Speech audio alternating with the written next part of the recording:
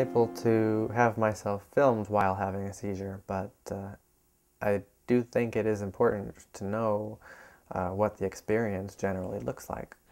Just because someone is having a seizure doesn't mean that they must be taken to a hospital.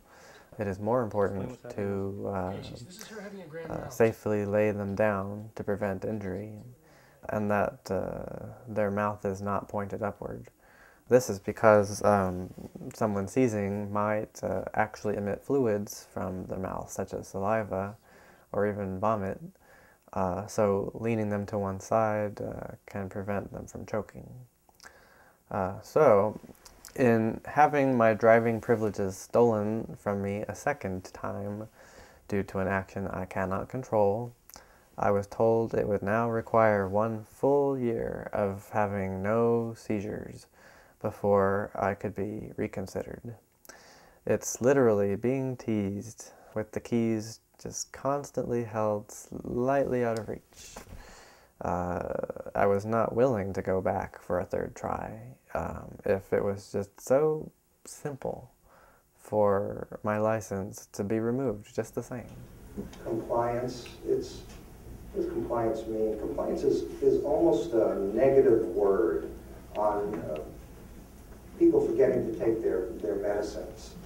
People don't fail medicines. Medicines fail people. So if a medicine is too hard to remember to take, or too expensive to be able to be taken and not covered by insurance, then it's not going to do any good. The former Surgeon General, C. Everett Koop, made the point that pills don't work in people who don't take them. And if the people are not taking them, there's a problem. Either there's a communication problem, there's a complexity problem, it's just too hard to remember, and it's way harder to remember 3 times or 4 times a day than it is once or twice a day, just morning and evening. Or there's an expense problem or a side effect problem, but there's some problem with the pill, not problem usually with the person taking the pill. What largely introduced me to regularly using public transportation was a relationship I was having at the time that started during my last semester of college. I attended CSU Monterey Bay, but my home is in the San Francisco Bay Area. This would separate us by approximately 100 miles once I graduated. In order for me to visit, I could be reliant on someone like either of my parents to drive me the 200-mile round-trip distance, or I could find another way. Using a mixture of Caltrain and MST bus service proved to be just what I was looking for. When necessary, I'll take various methods to get all over the place. In fact, I lugged around a tripod and camera on a Samtrans bus yesterday to film the various clips of neurologists speaking that you'll see throughout this picture. Getting there, like so, may have been somewhat of a nuisance, but it's also a demonstration of being proactive and playing the cards as they are dealt. I also have started up a new interest in walking. I don't merely mean tiptoeing around the block either. I like to walk all over the place. On a good day, I'll go briskly walking around the neighborhood for an hour and a half. That's probably about 5 miles worth. As it only uses your own 2 feet, it's as close to being independent as I can think.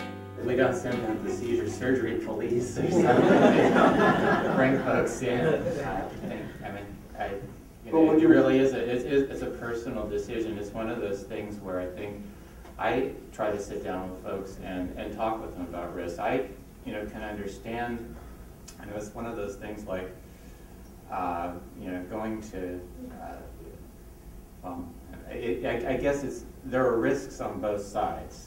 And I think that's the most important thing to understand about it. Explain what you mean. Having seizure surgery does come with some risks, and they're the kind of things that you would expect. Removing an area in the brain can lead to a problem associated with having that area removed, or it can lead to an unexpected problem because something happens that isn't even necessarily related to the tissue that's being removed. It's a stroke or something. It's something that you just can't expect.